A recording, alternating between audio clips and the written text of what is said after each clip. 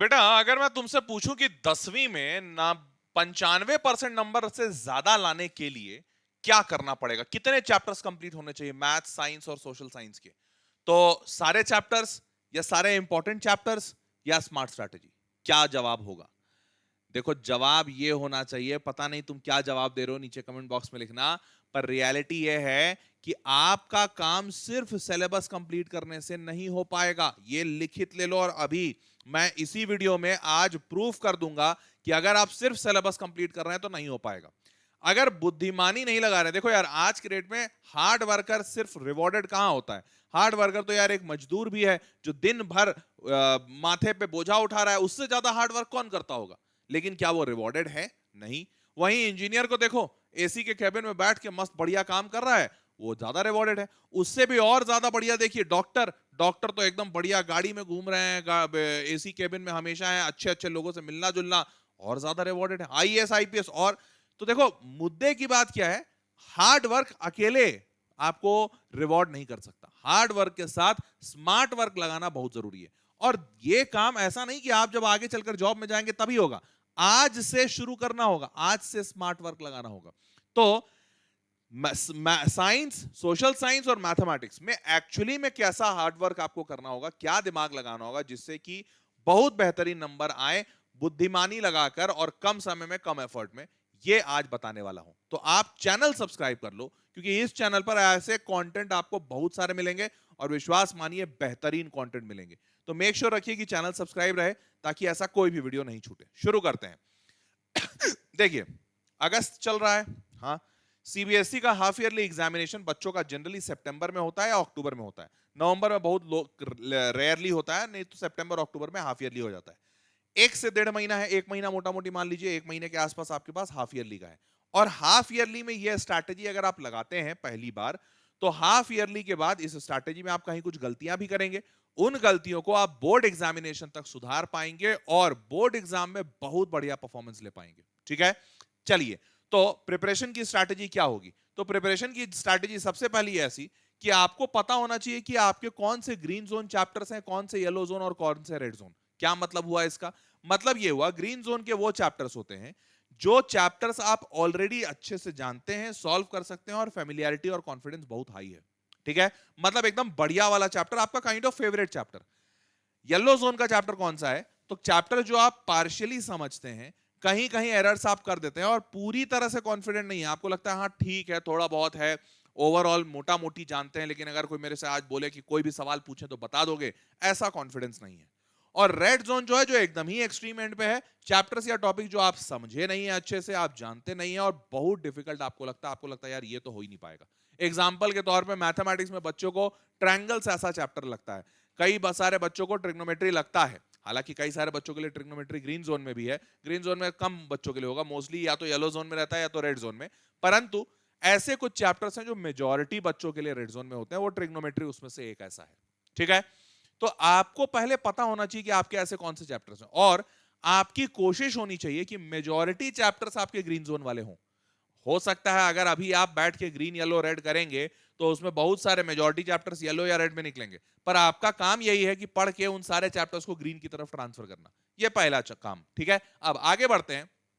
Now moving forward, अब आप अपने सब्जेक्ट्स को देखिए जरा कि कौन, ये जो सब्जेक्ट का सिलेबस है इसमें कौन सी चीज इंपॉर्टेंट है, कौन सी चीज इंपॉर्टेंट नहीं है, सवाल ज्यादा कहां से पूछा जाता है। ठीक है, सोशल साइंस में तो भैया पैटर्न समझना बहुत जरूरी है। तो सोशल साइंस में क्या है, हिस्ट्री के एमसीक्यू के 5 सवाल, ज्योग्राफी के 5, और पॉलिटिकल साइंस के 5, और इकोनॉमिक्स के 5, तो टोटल बन गए 20 एमसीक्यू। अब वैसे ही यहां पर सब जगह ऑलमोस्ट बराबर जैसा बटेगा, तो history, geography, pol science 2 number का एक एक सवाल, और ये इकोनॉमिक्स का भी एक सवाल, तो 4 सवाल यहां बन गया। यहां 3 नंबर के टोटल 5 सवाल है, तो 5 सवाल कैसे, एक सवाल हिस्ट्री, एक ज्योग्राफी, और आधा आधा सवाल है पॉल साइंस और इकोनॉमिक्स में। मतलब पॉलिटिकल साइंस और इकोनॉमिक्स मिला के, मतलब सिविक्स और इकोनॉमिक्स मिला के एक सवाल पूछेंगे। फिर 4 नंबर का जो केस बेस्ड है वो हिस्ट्री ज्योग्राफी में है, और इकोनॉमिक्स में कभी पूछ देगा, कभी पॉल साइंस में, क्योंकि यहां पर बांट नहीं सकते। ठीक है, तो यहां पर देख लीजिए वो आपके ऊपर है। अब 5 नंबर के चारों में एक एक सवाल आते हैं। ठीक बात, तो ये टोटल बन गया, और ये इनका टोटल 80 नंबर बना। क्लियर? चलिए मूविंग फॉरवर्ड। अब सिलेबस की बात करें तो India and the contemporary world, history वाला जो पार्ट है आपका, इसके 3-4 चैप्टर्स हैं। Rise and nationalism in Europe, nationalism in India. ठीक है, नेशनलिज्म इन इंडिया में 2 नंबर का मैप वर्क भी रहता है, जहां पर बोलते हैं बताइए ये वाला कहां हुआ था, ये वाला कहां हुआ था, ये सत्याग्रह है, ये वाला आंदोलन फलाना ढिमकाना, वो पूछते हैं। मेकिंग ऑफ ग्लोबल वर्ल्ड, ये और print culture and modern world, ये आपका सेकंड में रहता है, और ये जनरली ऐसा ही रखते भी हैं। कॉन्टेम्परेरी इंडिया जो पार्ट 2 है, पार्ट 1 9th में था आपका, ज्योग्राफी वाला पार्ट। यहाँ resource and development on forest and wild life resources. अब यहाँ पर ध्यान दीजिएगा, इसमें water resources, agriculture, minerals, energy, manufacturing industries, life lines of national economy and geography का मैप वर्क। तो इसमें कई सारे स्कूल्स में, जैसे जनरली तो यही होता है कि यही दोनों आता है, बट कई सारे स्कूल में वाटर रिसोर्सेज और एग्रीकल्चर इंक्लूड कर देते हैं, तो अगर कर दिए हैं तो वो थोड़ा आपको देखना पड़ेगा। नाउ पॉल साइंस की बात करें तो पॉल साइंस में पावर शेयरिंग और फेडरलिज्म सबसे इंपॉर्टेंट है और आएगा ही for sure. Gender, religion and caste, political parties और आउटकम ऑफ डेमोक्रेसी, ये जनरली 3 टॉपिक्स को मिड टर्म के बाद रखा जाता है, पर कुछ स्कूल बीच वाला जेंडर, रिलीजन एंड कास्ट को इंक्लूड कर देते हैं मिड टर्म में, ताकि मिड टर्म के पहले उनका मेजॉरिटी सिलेबस कंप्लीट हो जाए। ठीक है, एंड देन इकोनॉमिक्स की बात करते हैं। इकोनॉमिक्स में development, sectors of Indian economy, money and credit और ग्लोबलाइजेशन ऑफ इंडियन इकोनॉमी बाद में आ जाएगा। ठीक बात, ठीक है, ये हो गया आपका पूरा सिलेबस। अब शुरू करते हैं हिस्ट्री से। तो हिस्ट्री में भैया rise of nationalism in Europe में क्या पूछा जाएगा? तो भैया नेपोलियन का सिविल कोड 1804, सबसे ज्यादा सवाल यहां से आते हैं। मैजिनी एंड कैवोर का आइडियाज, क्या आइडियाज हैं उसके बारे में बताइए थोड़ा। Causes of rise of nationalism in Europe, ये सबसे फेवरेट टॉपिक है, यहां से सवाल आने के सबसे ज्यादा चांसेस बनते हैं। And then Balkan politics and role of women, ये सोर्स बेस्ड ये सवाल आते हैं। ठीक बात, तो ये हो गया यूरोप का। अब आ जाते हैं nationalism in India. Rowlatt act कब आया था? 1919 का बताइए आप। Rowlatt act, non cooperation movement 1921, ये पूछते हैं। अच्छा, यहाँ पर नॉन कोऑपरेशन मूवमेंट ज्यादा इंपॉर्टेंट होता है इनके लिए ये दोनों, क्योंकि इस पे अक्सर सवाल देखे गए। गांधी जी का काफी इसमें इन्वॉल्वमेंट भी था। उसके बाद सॉल्ट मार्च कहाँ से शुरू किया, दांडी मार्च फलाना ढिमकाना, कब पहुंचे, कहाँ क्या किए, वो थोड़े बहुत डेट्स भी आपको ध्यान में होने चाहिए। सिविल डिसोबीडियंस मूवमेंट, सीडीएम, तो सीडीएम पे आपको बोलेंगे भैया पैराग्राफ लिख दो, छोटा सा एक बात बता दो, सीडीएम के इंपॉर्टेंट पॉइंट्स बता दो, ये सब पूछते हैं।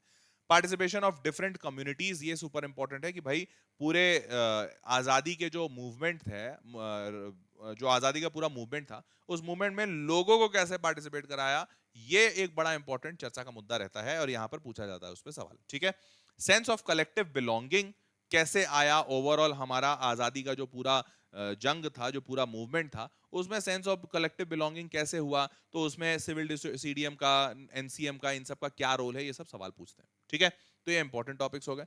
अब बात करते हैं ज्योग्राफी की। तो ज्योग्राफी में रिसोर्सेज एंड डेवलपमेंट में टाइप ऑफ सॉइल्स और डिस्ट्रीब्यूशन कहाँ कहाँ है, जैसे रेड सॉइल कहाँ है, ब्लैक सॉइल कहाँ है। अच्छा, अगर महाराष्ट्र में ब्लैक सॉइल है तो उसकी अच्छी बातें क्या है, बुरी बातें क्या है, उसमें क्यों सूखा पड़ता है, उसका क्या कारण है, ये ऐसे टाइप के सवाल। फिर सॉइल इरोजन क्या है और कंजर्वेशन क्या है, उसके तरीके, ये बहुत सिंपल सा है, आसान सा आंसर बन जाएगा, वो आपसे पूछा जाएगा। लैंड यूज और लैंड डिग्रेडेशन, तो लैंड यूज कैसे होना चाहिए, डिग्रेडेशन क्यों हो रहा है ये। और मैप वर्क, ये सुपर इंपॉर्टेंट आ जाता है सॉइल टाइप्स पे। ठीक है, अब forest and wild life resources में आ जाइए। तो यहाँ क्लासिफिकेशन ऑफ स्पीसीज, जैसे कंजर्वेशन स्टेटस क्या है इनका, कॉजेज एंड ऑफ डिफॉरेस्टेशन, ये सब बड़े सिंपल सिंपल हैं, आप बहुत आराम से अपने से भी लिख देंगे। कंजर्वेशन मूवमेंट्स क्या क्या है, जैसे चिपको मूवमेंट हो गया, प्रोजेक्ट टाइगर हो गया जो 1971 में शुरू हुआ था, फिर इसी के related project elephant, project rhino, ऐसा करके सवाल पूछ देते हैं। बट जनरली प्रोजेक्ट टाइगर पे ज्यादा पूछा जाता है, क्योंकि टाइगर इंडिया का नेशनल एनिमल भी है। अब कॉज इफेक्ट और केस बेस्ड क्वेश्चंस पूछते हैं। ठीक है, तो ये सारी चीजें यहां से पूछी जा सकती हैं। अब आते हैं पॉल साइंस में। तो पॉल साइंस की बात करें तो पावर शेयरिंग, जैसे Belgium model, Sri Lanka power sharing model, ये सारे मॉडल्स इसलिए पढ़े जाते हैं, पढ़ाए जाते हैं कि इससे समझ में आए बच्चे को कि हमारा भारत का संविधान कैसे बना है और क्यों जैसा बना है वो वैसा क्यों बना है, इसको समझने में मदद मिलेगा। तो जैसे बेल्जियम का और श्रीलंका का केस स्टडी पढ़ाया जाता है, बताया जाता है कि भाई इन दोनों देशों से क्या चीजें देखी गई, सीखी गई, समझी गई। Horizontal and vertical power sharing में क्या डिफरेंसेस हैं, हॉरिजॉन्टल में क्या अच्छी बातें हैं, बुरी बातें हैं, वर्टिकल की क्या अच्छी बुरी बातें हैं, क्योंकि भारत में दोनों मॉडल्स चलते हैं। ठीक है, एक वर्टिकल मॉडल भी है और एक हॉरिजॉन्टल मॉडल भी है। फिर forms of power sharing in India, तो जैसे मैंने बताया दोनों फॉर्मेट चलते हैं, जैसे सेंटर से नीचे स्टेट की तरफ वो वर्टिकल जाता है, बट स्टेट में आपस में सारे स्टेट भी साथ में है, स्टेट के अंदर बहुत सारे ऐसे विभाग होते हैं जो सेम लेवल पे होते हैं, तो हॉरिजॉन्टल वर्टिकल पावर शेयरिंग दोनों होती है। उसके बाद reasoning, why power sharing is desirable, क्यों, मतलब तो इसके पीछे का क्यों ना है, क्यों जो है ना वो इंपॉर्टेंट हो जाता है इस चैप्टर में, जिससे कि भारत के कॉन्स्टिट्यूशन को समझने में बच्चों को मदद मिले, इसीलिए ये चैप्टर डाला गया। ठीक है, अब फेडरलिज्म की बात करें तो coming together versus holding together, तो यहाँ फेडरलिज्म यहाँ पर यूएसए का सबसे बेस्ट केस एग्जांपल बनता है और जो इसमें पढ़ाया भी जाता है कि अच्छा फेडरलिज्म क्या है, यूएसए कैसे है। जैसे USA is United states of America, तो अमेरिका में जो स्टेट्स हैं वो यूनाइटेड हैं, वो साथ में जुड़े हुए हैं, ठीक है। भारत की तरह भारत का सिस्टम फेडरलिज्म वाला नहीं है, ठीक है। तो ये जो है ना, ये चीज, ये कॉन्सेप्ट क्या है, ये आपको यहाँ पे समझाया जाएगा। Distribution of powers, union state concurrent, जैसे इंडिया में होता है, इंडिया में यूनियन लिस्ट, स्टेट लिस्ट और कॉन्करेंट लिस्ट होती है। उसके बाद moving forward decentralization on local government, तो ये बहुत लेट में लाया गया कि भैया भारत में पंचायती राज होना चाहिए। तो पंचायती राज जब इंट्रोड्यूस किया गया था ना, तो वो इसी बात पे किया गया था, डिसेंट्रलाइजेशन होना चाहिए, क्योंकि सारा पावर सेंटर और स्टेट में रहेगा तो लोकल लेवल पे डेवलपमेंट नहीं हो पा रहा था, ठीक है। And then challenges to the federalism in India, ठीक है। तो ये पूरा फेडरलिज्म का बात बनता है, clear. Now moving forward, economics की बात करते हैं। इकोनॉमिक्स में डेवलपमेंट, जहां पर comparing development plus income criteria, तो इनकम के हिसाब से कैसे कैसे डेवलपमेंट होता है। अच्छा, बीपीएल क्या होता है, बिलो पॉवर्टी लाइन क्या होता है, एपीएल अबव पॉवर्टी लाइन क्या होता है, ये सब चीजें। ह्यूमन डेवलपमेंट इंडेक्स क्या है, तो केरला हरियाणा का इन सब का एग्जांपल दिया जाता है। जैसे केरला में ह्यूमन डेवलपमेंट इंडेक्स बहुत हाई है, तो क्यों हाई है उसका केस स्टडी बताया जाता है। सस्टेनेबल डेवलपमेंट, रियो मीटिंग के क्या पॉइंट्स थे और सस्टेनेबल डेवलपमेंट पे हमने क्या किया, एसडीजी हमने बनाया, सस्टेनेबल डेवलपमेंट गोल्स बनाए, इंडिया उसको कितना फॉलो कर रहा है, वर्ल्ड लेवल पे उसकी क्या बात चल रही है। फिर डेटा इंटरप्रिटेशन के क्वेश्चंस होते हैं कि भैया ये डेटा है, इससे बताइए कैसा कैसा चीजें आप समझ रहे हैं। Thereafter sectors of the Indian economy की बात की जाती है, प्राइमरी, सेकेंडरी और टर्शरी, क्या क्या सेक्टर्स हैं। जैसे प्राइमरी सेक्टर एग्रीकल्चर को कहा जाता है, तो इसके क्या फायदे हैं, क्या नुकसान है। सेकेंडरी है, टर्शरी है, कहाँ ज्यादा फायदा है, कहाँ नुकसान है, ये सारे सेक्टर्स बताए जाते हैं। ऑर्गेनाइज वर्सेस अनऑर्गेनाइज सेक्टर, तो इसमें हिडन अनएम्प्लॉयमेंट, ये सारे टर्म्स आपसे पूछे जाते हैं। फिर डिस्गाइज्ड अनएम्प्लॉयमेंट, जो हिडन अनएम्प्लॉयमेंट में बता रहा हूँ। And then MNREGA, MNREGA Indian government का एक काफी मतलब सक्सेसफुल प्रोग्राम रहा है, तो इसके बारे में किताबों में भी पढ़ाते हैं और ये काफी सक्सेसफुल रहा भी है, ठीक है। चलिए, तो ये सारे टॉपिक्स आपसे ज्यादा पूछे जाएंगे, क्लियर बात। चलिए अब आगे बढ़ते हैं। सोशल साइंस की अगर पूरी बात समझी जाए तो भैया ये पूरी तरह से अंडरस्टैंडिंग, मतलब कहानी बेस्ड वाला चैप्टर है। रटाफिकेशन मत करना, क्योंकि रटाफिकेशन करोगे तो इतना है कि तुम रट पाओगे ही नहीं। तो इसको समझना ही एक उद्देश्य, मतलब एकमात्र तरीका है। और वो समझो, तुम कहानी से समझो या पूरे टॉपिक में अंदर घुस के समझो, जैसे भी तुमको समझना है, but this is the only way, ठीक है। पहले कॉन्सेप्ट्स को रीड कीजिए, समझिए, और समझने के बाद कौन से राइट्स हैं, इंस्टीट्यूशंस हैं, इलेक्शंस क्या हैं, जो भी इंपॉर्टेंट चीजें हैं ना, उस पर ध्यान दीजिए, फोकस कीजिए और उसको समझने की कोशिश कीजिए, ठीक बात। तो ये पूरे के पूरे, मतलब पॉलिटिकल साइंस हो, चाहे ज्योग्राफी हो, चाहे हिस्ट्री हो। जैसे ज्योग्राफी में थोड़ा मैथ वर्क ज्यादा है, क्योंकि ज्योग्राफी नाम ही है इसका भूगोल, तो भूगोल मतलब बेसिकली कौन सी चीजें कहाँ है, कैसे हैं, ये ज्योग्राफी वाली ही बात है। और हिस्ट्री में थोड़े याद करने वाले पॉइंट ज्यादा है। अच्छा, यहां पर बच्चों को जनरली लगता है कि डेट्स वाला मामला है, डेट्स वाला ज्यादा मामला नहीं होता है। थोड़ा बहुत डेट्स आपको याद करना होगा, बट आप जैसे जैसे कहानी में इसको पिरोएंगे ऑटोमेटिकली समझ में आने लगेगा, क्लियर बात। अब आंसर राइटिंग क्या है, तो भैया आंसर राइटिंग का सबसे बढ़िया तरीका यह है, आप कभी भी सोशल साइंस में इस तरीके से आंसर मत लिखिए। ये पैराग्राफ बेस्ड आंसर जो मेथडोलॉजी है, ये बहुत पहले चलता था और अब बिल्कुल भी इसको प्रोत्साहित नहीं किया जाता है, या बिल्कुल भी कोई सजेस्ट नहीं करता कि ऐसे लिखिए। आप हमेशा पॉइंट्स बना के लिखिए, क्योंकि होता क्या है ना, टीचर के पास कॉपीज बहुत सारे होते हैं चेक करने के लिए। अब इतने सारे कॉपीज में पूरा पूरा पैराग्राफ टीचर पढ़ पाता ही नहीं है। इसके लिए टीचर को आसान पड़े, इसके लिए पॉइंट्स बनाने होते हैं। जैसे हॉरिजॉन्टल डिस्ट्रीब्यूशन ऑफ पावर, तो टीचर को समझ में आ गया, अच्छा इसने हॉरिजॉन्टल डिस्ट्रीब्यूशन ऑफ पावर पे बात किया है। फिर फेडरल डिवीजन ऑफ पावर, उसके बाद कम्युनिटी गवर्नमेंट, उसके बाद power sharing between political parties. तो इससे हुआ क्या, टीचर को समझ में आ गया, अच्छा इसने मोटा मोटी पॉइंट्स कवर किए हैं। फिर इस बच्चे ने क्या किया, such as the legislature, executive and judiciary, example India. तो अब इसमें टीचर को समझ में आ गया कि अच्छा इसको ये टर्म्स पता है, लेजिस्लेचर क्या है, एग्जीक्यूटिव एंड जुडिशरी क्या है। तो इसको मोटा मोटी टीचर को अंदाजा लग जाता है कि हाँ यार इसने इंपॉर्टेंट पॉइंट्स को टच किया है, टीचर नंबर पूरा देता है। अब इसमें हो सकता है यही सारी चीज, जैसे यहाँ पे लिखा हुआ है executive, judiciary, legislature, horizontal distribution of power, पर ये टीचर को खोजने में बड़ा जान लगेगा। अब जब टीचर को जान लग रहा है, मान लो दो चार पॉइंट्स उससे मिस हो गए, नहीं खोज पाया या दिखा नहीं उस टीचर को, तो उसके नंबर कम हो जाएंगे। तो इसलिए ये तरीके से मत लिखिएगा, हमेशा पॉइंट्स वाले टर्म्स में ज्यादा लिखिए, की टर्म्स को हाईलाइट कीजिए, ठीक है। तो ये है पूरा सोशल साइंस का तरीका। नाउ मूविंग फॉरवर्ड, अब सारे चैप्टर्स को आप बस फिनिश मत करो, ये CNPT मेथड्स के को फॉलो करना। सी का मतलब कॉन्सेप्ट, पहले कॉन्सेप्ट को समझिए, फिर एनसीईआरटी से उसके एग्जांपल्स, एक्सरसाइजेस लगाइए, मतलब प्रैक्टिस कीजिए, एंड देन फिर पी से प्रीवियस ईयर क्वेश्चंस लगाइए, सबसे ज्यादा इंपॉर्टेंट है। इससे आपको समझ में आएगा ओवरऑल पेपर कैसा है, ठीक है। एंड देन टी से test, super duper important, in fact most important of the entire preparation. अगर आप टेस्ट नहीं दे रहे हैं, इसका मतलब आप पता ही नहीं कर पा रहे हैं कि आप कहां स्टैंड कर रहे हैं और आप रियलिटी में सीख भी रहे हैं कि नहीं। तो इसलिए टेस्ट सबसे इंपॉर्टेंट पार्ट हो जाएगा, ठीक है। तो CNPT मेथड से अगर आप आगे बढ़ते हैं तो बहुत अच्छी तैयारी कर लेंगे, वो भी कम समय में। क्लियर बात?